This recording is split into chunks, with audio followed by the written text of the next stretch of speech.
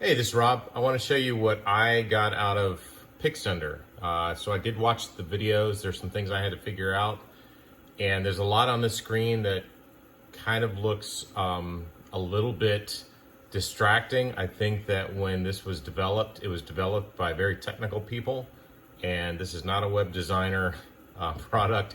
So it's in the business, it's called the UI, user interface, and you have things like layouts and everything else that would normally be designed by someone that wanted a consistent user interface. This was definitely designed by people that were more programmer engineer types, and so that's why the screen is the way it is. The colors are a little strong. Let's just walk through it. It is an amazing program, and I don't want to detract from what these guys have done. So first thing, when you have your Xcarve, first thing you want to do is turn it on before you open this application. And then once you open this application, then you'll click on open. And what this does is the COM3 and the baud rate, it just basically identifies a communication channel for your computer to connect to your CNC controller, okay? You can save a directory. This is a G-code directory if you wanted to change your G-codes. You can look at Phil's website.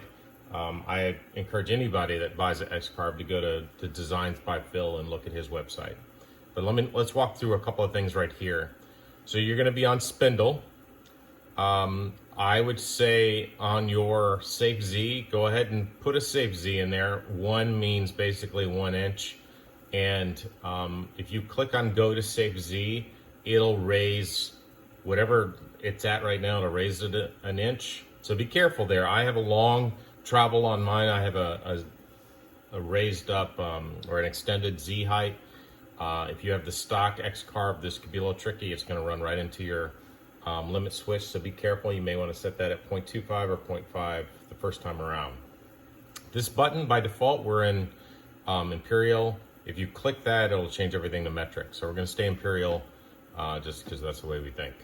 So feed rate, this is, if you look in easel, when you see that sometimes you can make things go faster, you can do that the same thing here. You can choose up to go up by 1%, or if you were to choose max, it jumps by 10%. So this is only while you're actually running a program. The spindle right here, this actually has more to do with if you have an actual spindle versus the Xcarve's router, you can change the variable speed there. So the Xcarve, the new ones, the X controllers do have a spindle speed, and this would probably work for those. This is pretty much the main thing that we're going to be looking at here. So when you home your machine, the first thing you're going to do is going to say, go ahead and go to home. You'll click that and it'll home the machine. It'll go all the way to that left-hand corner and up to the limit. But let's say, and I'll show you my board here in a second. Let's say you always cut from the same spot pretty much. You have a line, or maybe you have some blocks that are reference, and you cut a lot of, say, flags, and you always put them in the same spot. You may want to have the exact same home every single time. And also, let's say something happens and you break a bit, or there's a power failure or whatever. On easel, you're going to lose it all. In this program, what you can do is you can create multiple locations. So each one of these coordinates is a starting point. So you can program any one of these, or you can program these two. And what I've done is I programmed G28 is where basically I start all my work, that bottom left-hand corner of all the boards. G30 is where I get the Xcarve out of the way so that I can actually put my pieces down and set up the clamps or get them out of the way. Now be really careful. G28 and G30, you're going to be crossing the table quite a bit. Make sure you don't have a bit that's sticking down that's going to get broken when it hits a clamp. So make sure you lift it up. But the way you do this is after you hit home, the next thing you're going to do is you're going to jog over to the place where you want to start all of your work, and then you're going to say 0 these three, or you can 0 it here, and that's going to 0 your X and Y. And then what you can do is you can make that that new coordinate or you can do it here with either G28.1 or G30.1. This is really tricky. It took me a while to figure this out. I had to hit the stop a couple of times. Think of G28.1 and the G30.1 as the reset buttons. This will allow you to code those. Do not hit either one of these out of the box. I think they're designed for really big routers, and it will jam your machine off into the corner. So you want to jog over to those two locations. When you're all good to go, then you hit G28 and that 0.1, and that's going to tell you, hey, I'm good for my G28 coordinate. And the same thing here, your out of the way location. I'll show you how these work in a second. Now, these are a little confusing, but they're really easy once you understand what's going on. So they're your X and Y. So if you want to go away from you on the table, you hit Y plus, and if you want to come back towards you, you hit Y minus. If you want to move to the left, it's X minus, and move to the Y, it's X plus. If you want to move both of them in the same direction, so you're moving diagonally across the table, you hit both of them here. Now, what's interesting here is this number. The Inventables don't have this range, but if you hit 30, it's going 30 inches. Your table's not even big enough. So be very careful until you really know how much your machine travels. Choose these lower numbers. So I had it set for 5 just because I was trying to jog it across the table, but pretty much 1 is where you want to set it, so you can jog just 1 inch in either direction. And then your Z height. So this is Z plus and Z minus, and so it's set for a 1/10 of an inch. So it'll go up or down. Now, what's also interesting here is your inches per minute. So this is how fast it moves. So 500 is moving pretty fast across the table. 10 is moving pretty slow.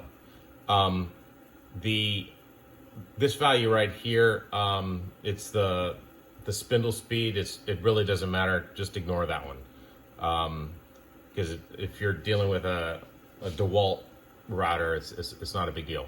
But right here, your Z and Z minus, I don't like the way that they position these, because I wish there was a line here or something. I kept accidentally hitting Z plus when I meant to go Y minus. So be really careful.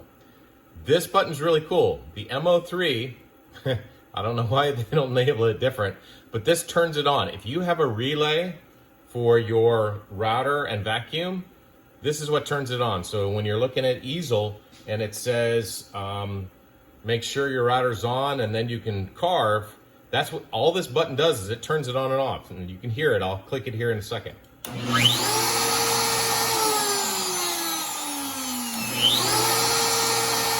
See it right there, the PWM is 1200, and now it's 0.